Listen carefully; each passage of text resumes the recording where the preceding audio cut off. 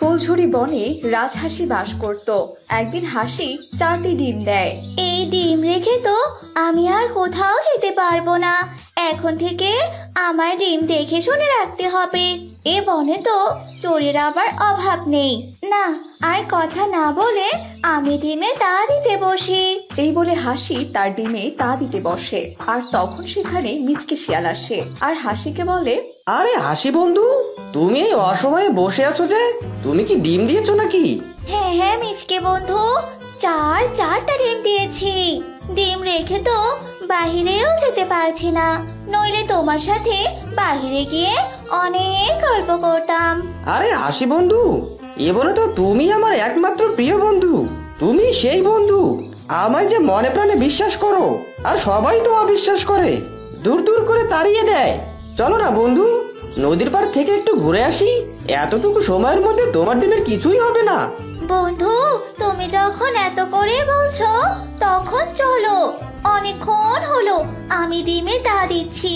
আমি বরং একটু বাহির থেকে ঘুরে আসি, তাহলে আমার শরীরটাও একটু ভালো লাগবে। চলো বন্ধু, চলো। এই বলে হাসি তার ডিম রেখে মিচকে শিয়ালের সাথে নদীর পাড়ে ঘুরতে যায়।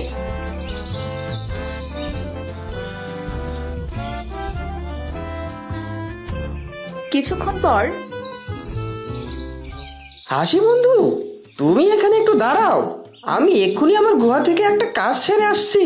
তুমি কিন্তু আবার চলে যেও না, আমি ঠিকই আসবো। আচ্ছা আচ্ছা, ঠিক আছে বন্ধু। তুমি না আসা পর্যন্ত আমি এখানে তোমার জন্য অপেক্ষা করব। এরপর মিচকে শিয়াল সেখান থেকে চলে যায় আর হাসি মিচকে শিয়ালের জন্য অপেক্ষা করতে থাকে। এভাবেই বেশ কিছুক্ষণ পার হয়ে যায়, কিন্তু মিচকে হাসির কাছে আর ফিরে আসে না। তাই হাসিও তার গুহায় চলে যায়।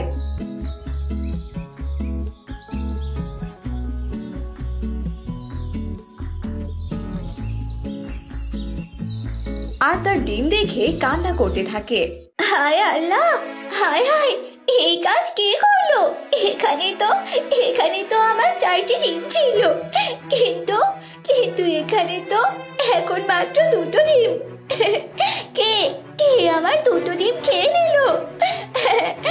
আমার মিচকে বন্ধুর সাথে ঘুরতে যাওয়া একদম ঠিক হয়নি। ঠিক তখনই সেখানে মিচকে শিয়াল আসে আর হাসিকে বলে, আরে বন্ধু হাসি, তুমি কখন চলে এসেছো? আমি তো নদীর পাড় থেকে তোমাকে না পেয়ে সোজা তোমার গুহায় চলে আসলাম।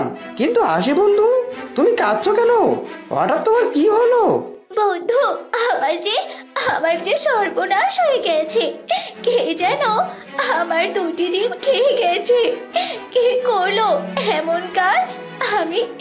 আমি তাকে যদি দেখতে পারতাম তাহলে তার নামে বনের বড়দের কাছে বিচার দিতাম। বন্ধু, তোমার এত বড় সর্বনাশ শুধুমাত্র আমার কারণেই হলো। আজ যদি আমি তোমাকে নদীর পাড়ে নিয়ে না যেতাম, তাহলে তুমি তোমার ডিম হারাতে না। সত্যি বন্ধু, আমি তোমার অনেক বড় ক্ষতি করে ফেললাম। আমাকে তুমি ক্ষমা করে দিও বন্ধু। আরে বন্ধু, এতে তো তোমার কোনো দোষ নেই, সবই তো আমার ভাগ্য। তুমি তো আমার প্রকৃত বন্ধু, যে আমার সুখে দুঃখে সব সময় পাশে থাকছো। তুমি নিজেকে দোষী বলে আমাকে আর লজ্জা দিও না বন্ধু। বন্ধু, তুমি তোমার ডিম চোরকে ধরতে পারো যদি তুমি আমার কথা মতো কাজ করো। এক কাজ করো, যে তোমার 2টো ডিম খেয়েছে সে নিশ্চয়ই কালকে আবার আসবে। তাই আমি বলছিলাম কি, তুমি একটা মরা শিকার এনে তোমার গুহার সামনে রাখো। ওই চোর যখন তোমার গুহার সামনে ওই শিকার খেতে আসবে, নিশ্চয়ই তখন ওর পায়ের ছাপ থাকবে। তখন তুমি ওর পায়ের ছাপ দেখলেই বুঝতে পারবে কে ওই চোর।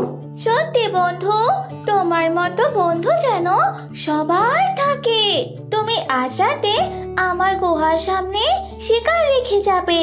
কাল সকালে আমি চিহ্নিত করব আসল চোর কে। আচ্ছা ঠিক আছে বন্ধু, আমি তাহলে এখন আসি। এসব কথা বলে মিচকে সেখান থেকে চলে যায়। এভাবেই কেটে যায় সেই দিনটি।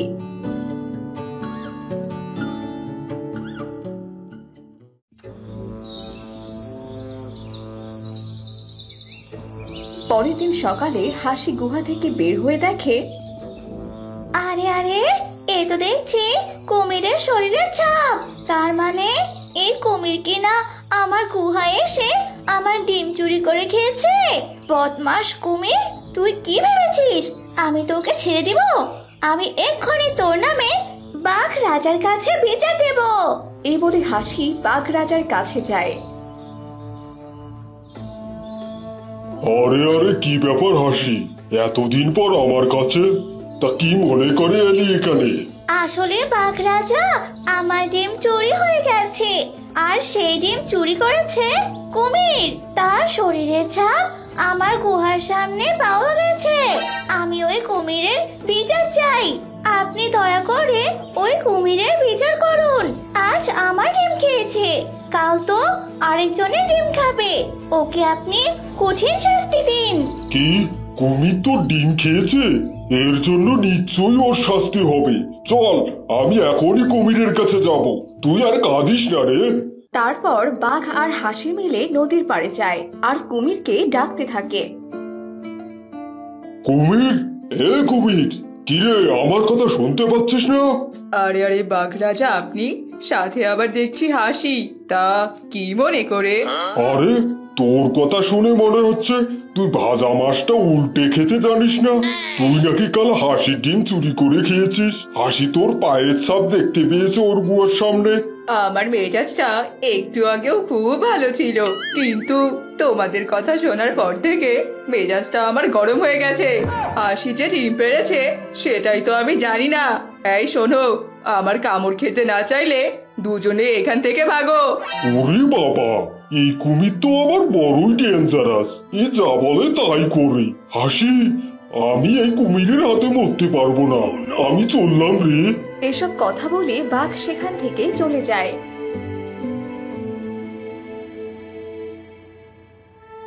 আমি বুঝতে পেরেছি এই কুমিরের বিচার কেউ করবে না, তাই যা করার আমাকেই করতে হবে। তাই আজ রাতে কুমিরকে ধরার জন্য এমন ফাঁদ পেতে রাখবো না, তখন ওই কুমির বুঝতে পারবে চোর কুমির তোরা রক্ষে নেই। এই বলে হাসি তার গুহার সামনে একটা ফাঁদ পেতে রাখে।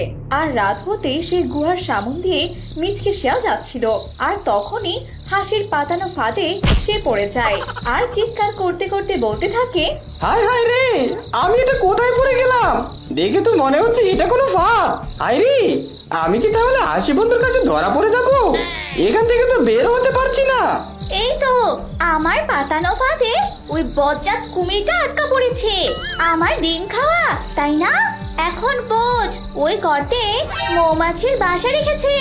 সারা রাত মৌমাছিরা তোকে কামড়ে সকালবেলা লাশে পরিণত করবে। এবার খা মৌমাছির মিষ্টি কামড়। এসব বলে হাসি তার গুহায় প্রবেশ করে আর মিচকে শিয়াল সারা রাত মৌমাছির কামড় খেয়ে সেখানেই মারা যায়। এভাবেই হাসি তার বুদ্ধি দিয়ে তার ডিম চোরকে মেরে ফেলে।